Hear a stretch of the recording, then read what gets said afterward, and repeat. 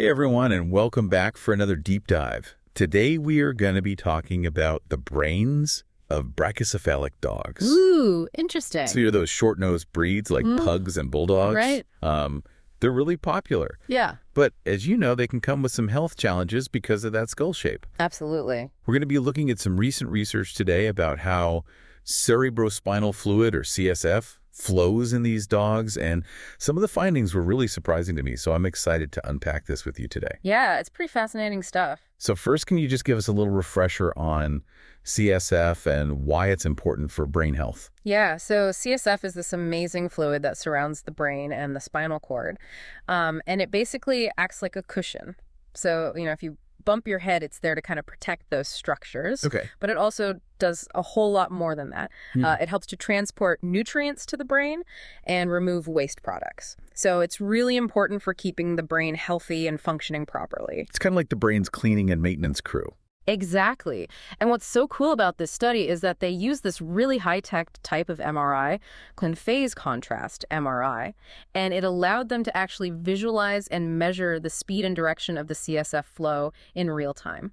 That's so cool. Okay, so can you tell us a little bit about the dogs that were involved in this study? Yeah, so they looked at 3 different groups of dogs. The first group was brachycephalic dogs that either had ventriculomegaly or internal hydrocephalus. Okay, so ventriculomegaly, that means the ventricles in the brain are enlarged. Exactly. So the ventricles are those fluid-filled spaces within the brain, and if they get too big, that's ventriculomegaly. Now, internal hydrocephalus is similar, but in those cases, the enlarged ventricles are actually causing neurological symptoms. Okay, so one group had enlarged ventricles but no symptoms, and then the other group had the enlarged ventricles and were having symptoms. Got it. What about the other groups? Right, so the second group included brachycephalic dogs, but they had normal-sized ventricles. And then the third group was made up of meso to dolichocephalic dogs. So those are the breeds with the longer noses, like your Labradors, and they also had normal-sized ventricles. Okay, so they had kind of a comparison group there. So what did they find when they looked at the CSF flow in these 3 different groups? Okay, so this is where it gets really interesting. Both groups of brachycephalic dogs that had those enlarged ventricles, so regardless of whether or not they were having symptoms, they had significantly faster CSF flow compared to the dogs with the normal-sized ventricles. Wow. So even the dogs that weren't showing any symptoms were still showing this faster flow. So does that mean that the shape of the brachycephalic skull directly causes this faster flow? That's the million-dollar question, isn't it? Yeah. I mean, it's really hard to say for sure. The study itself doesn't necessarily prove that there's a direct cause and effect relationship, but the findings are definitely very compelling, and it raises a lot of questions that I think really warrant further investigation for sure. Absolutely. So if it's not just the skull shape, what are some of the other possible explanations for why we're seeing this faster flow? Well, the study authors, they kind of dug into this a bit in their discussion section, and they proposed a few different possibilities. One theory is that it has to do with something called craniosynostosis, and that's basically a condition where the bones in the skull, they fuse together prematurely. Okay, so they kind of get locked in place too early. Exactly, yeah. And that can actually be pretty common in brachycephalic breeds, and the problem is that it can restrict the space that's inside the skull, Right. leading to higher pressure and kind of altered blood flow dynamics, and that can impact the way that CSF flows as well. So how would that actually kind of impact CSF flow? Well, you can kind of think of it like, if you try to cram a large object into a small container, everything kind of gets squeezed in there, right? Right, yeah. And so similarly, if the brain doesn't have enough room to grow comfortably because the skull bones have fused too early, it can disrupt that normal flow of CSF and potentially make it faster. That makes sense. Yeah. Were there any other theories that the study suggested? Yeah, they also mentioned this really interesting concept called the Windkessel effect. Okay, I'm not familiar with that. Yeah, it's kind of a mouthful, Yeah. But it basically relates to how blood vessels and the CSF interact to kind of cushion the brain from the pulsing of the blood flow. Okay, so break that down for me a little bit more. All right. So think about the brain. It's this delicate organ, and it needs a steady supply of blood. But the way the heart works, it's pumping that blood in these pulses, almost like waves. And for optimal brain function, that blood flow needs to be smooth and continuous. Okay. So how do we get from those pulses to nice, smooth blood flow? Right. That's where the Windkessel effect comes in. Okay. So the major arteries that are near the brain are elastic, which means that they can expand and contract. Okay. And so when the heart pumps out that pulse of blood, those arteries, they expand a little bit and they absorb some of the energy from that pulse and it kind of smooths it out. Wow. And then between beats, the elastic recoil of the arteries helps to maintain that blood flow and make sure that the brain is getting a continuous supply. So it's kind of like a buffer. Exactly, yeah. It prevents those pulses from hitting the brain directly. And that cushioning effect, it also extends to the CSF. So those pulsations from the blood flow, they actually create pressure waves that are transmitted through the CSF. Oh, wow. But the Windkessel effect, it helps to dampen those waves and protect the brain tissue. Okay, that's amazing. So how could this be disrupted in brachycephalic dogs? Well, the researchers think that restricted space in the skull, whether it's because of the craniosynostosis that we talked about or just the breed's natural skull shape, that it could actually affect the elasticity of the blood vessels and the membranes that are surrounding the brain. Okay. And if those structures aren't as elastic as they should be, it can compromise the Windkessel effect. And that could lead to those altered CSF flow patterns, including that faster flow that we're seeing. So it's like the brain's natural shock absorber isn't working as efficiently. Yeah, that's a good way to put it. Now, another thing that the study pointed out was that this faster CSF flow in the brachycephalic dogs with those enlarged ventricles, it might actually be a compensatory mechanism. What does that mean? So it basically means that the brain is trying to adapt and maintain a balance, even though it's dealing with that restricted space and those altered pressure dynamics. Oh, It's almost like it's saying, okay, I'm a little bit cramped in here, but I'm going to try and keep things flowing as best as I can. but that sounds like a good thing, right? I mean, the brain is trying to compensate. Yeah, it might seem like a good thing at first, but here's the catch. Okay. The study authors are suggesting that this faster flow, while it might be helpful in the short term, could actually contribute to even further enlargement of those ventricles over time. Oh, no. So it could make the problem worse. Exactly. It's kind of like a vicious cycle. Yeah. That restricted space might lead to that faster flow, which then makes the ventricles bigger, which then puts more pressure on the brain. So it's definitely something to be concerned about. Yeah, I can see that.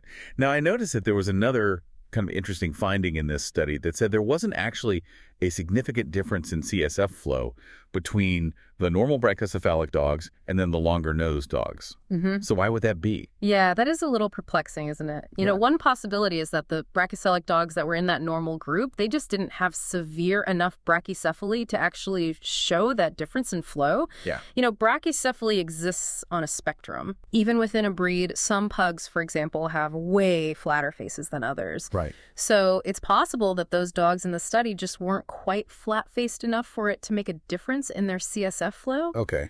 And, it's also worth noting that the study authors, they didn't actually measure the severity of brachycephaly in each dog. So we don't really know for sure, how flat-faced they actually were. I see. So it's possible that if they had included dogs with more extreme brachycephaly, that maybe they would have seen a difference, even in that group that had normal ventricle size. That's definitely a possibility. Okay. Is there anything else that could explain that finding? Well, another thing to keep in mind is that all of these measurements, they were taken while the dogs were under anesthesia. Oh, okay. So could being under anesthesia affect that CSF flow?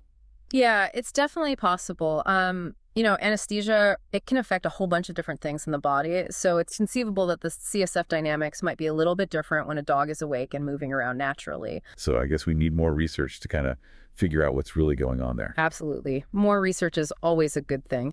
And, it'll be interesting to see what future studies reveal about this relationship between skull shape and CSF flow and what it means for the long-term health of these breeds. Yeah, this has already given me a lot to think about. And we haven't even talked about one of the most interesting findings to me, the fact that dogs with enlarged ventricles but no symptoms might actually be at risk of developing hydrocephalus in the future. So let's talk about that after a quick break. It's kind of a scary thought, right? These dogs that seem perfectly healthy could actually be facing some pretty serious problems down the road. Yeah. So what did this study find specifically about ventriculomegaly and hydrocephalus? Well, the study didn't actually follow the dogs long term, so they couldn't say for sure how many of those dogs with ventriculomegaly would go on to develop hydrocephalus. Okay. But the fact that they found that significantly faster CSF flow, even in the dogs that weren't showing symptoms, that's a big deal. It's kind of a silent warning sign then. Yeah, exactly. And it really suggests that ventriculomegaly, even in those cases where there aren't symptoms, might not be as benign as we used to think. It could be kind of an early indicator that there are some changes happening with the CSF dynamics that could eventually lead to those more serious problems. That's definitely concerning. What does this mean for people who own brachycephalic dogs? Like, what should they be aware of? I think the biggest thing is early detection and monitoring. If you have one of these breeds, you don't have to be aware of the potential for neurological issues. Okay. And, talk to your vet. Have regular checkups. So even if your dog isn't showing symptoms, it's still a good idea to get them checked out, Yeah. especially if they have been diagnosed with ventriculomegaly. Absolutely. Early detection is key. The study authors specifically recommend regular monitoring for these dogs, maybe even using MRI to keep an eye on those ventricles and see if they're changing over time. That makes sense, because if you can catch those changes early, then you might have more options for managing the condition. Right, and Yeah. potentially slow down the progression. Okay, so anyone listening who has a brachycephalic dog, especially one that has been diagnosed with ventriculomegaly, it's definitely worth having a conversation with your vet about what to watch for. Absolutely. Now, it's important to remember that this study is just one piece of the puzzle. We still have a lot to learn about these breeds Right. and their brains and how that skull shape influences their overall health. Right. But this gives us some pretty big clues to work with.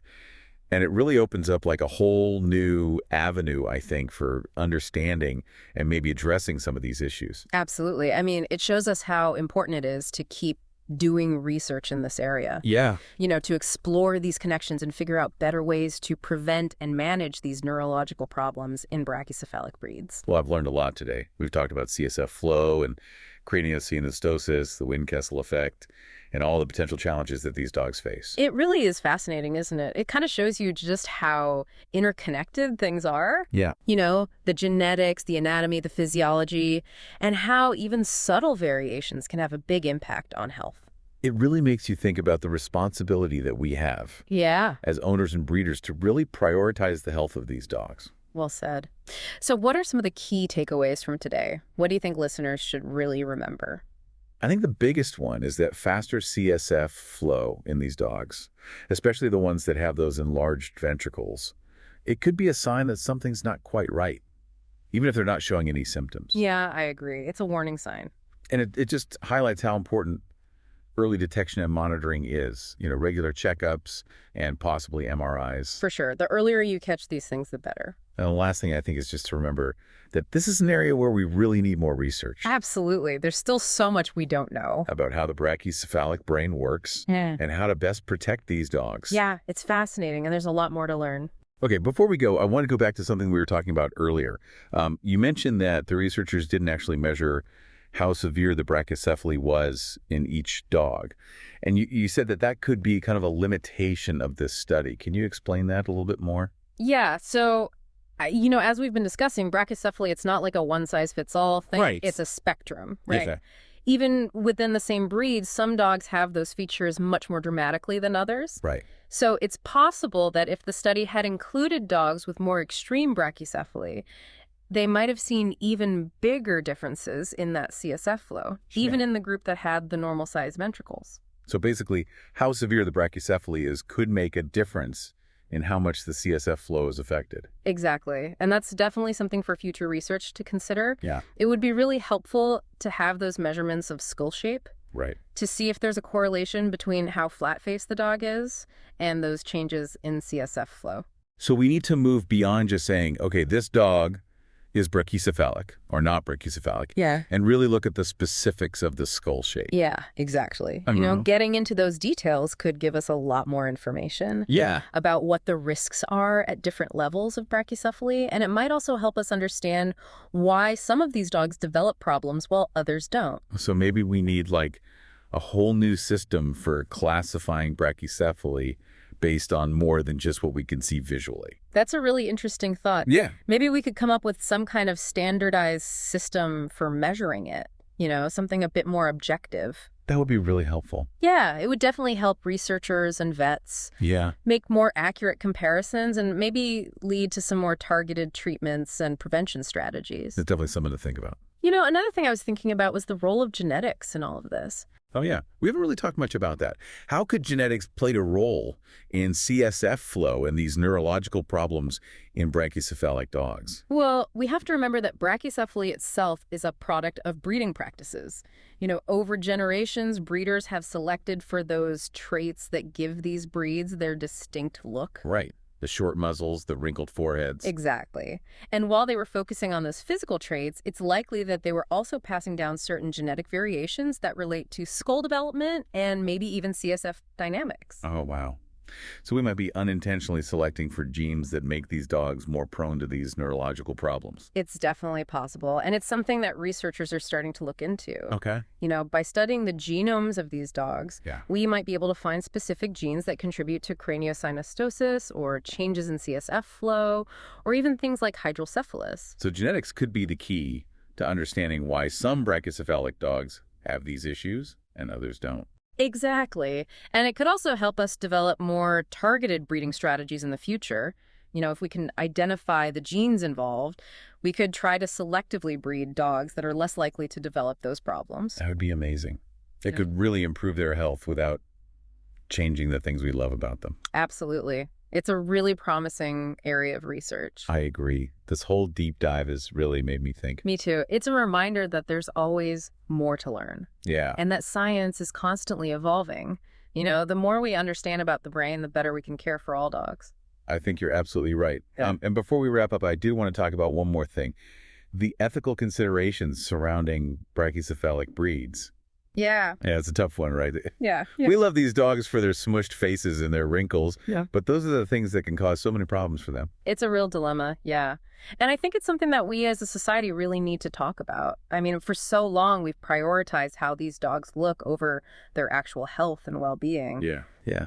And this study really highlights the potential consequences of that, especially when it comes to their neurological health. Absolutely. We can't just ignore those potential problems because we think a certain breed looks cute. So, what can we do? How do we find that balance between loving these breeds and making sure that we're taking care of them? I think education is a big part of it. We need to make sure that people understand the potential health challenges that come with these breeds before they decide to get one. Right. So no more impulse buys just because a puppy is cute and wrinkly. Exactly. Owning a dog is a big responsibility. You're making a commitment to care for that animal for its entire life, and that includes being prepared for potential health problems and the costs that come with that. Yeah. And like we've been talking about today, those neurological issues can be really serious and often require ongoing management. Absolutely. And beyond educating potential owners, I think we need to have a serious conversation within the breeding community too. So moving away from breeding for those exaggerated features that can cause so many problems. Exactly. We need to start prioritizing health and well-being over just how the dog looks. I know that's not going to be easy. I mean, those breeding practices are so deeply ingrained. It's not going to be easy, no. It's going to take a lot of effort from breeders, from kennel clubs, from vets, and honestly from the public too. Yeah. It's going to take all of us. But I think this study can be a big part of starting that conversation. It gives us real evidence of those neurological risks that come with brachycephaly. I agree. It's a wake-up call for all of us. And hopefully it'll lead to some real changes in how we breed and care for these dogs in the future. I hope so too. At the end of the day, we all want what's best for these dogs. And I think this research can help us make better choices for them. Well, I've learned a lot today. It's been a really fascinating look into the world of brachycephalic dog brains. Thanks for having me. I hope this conversation has inspired people to learn more about these breeds and how we can protect their health. Absolutely. From Vet Neuro Jar, keep those minds inspired, hearts light, and tails wagging.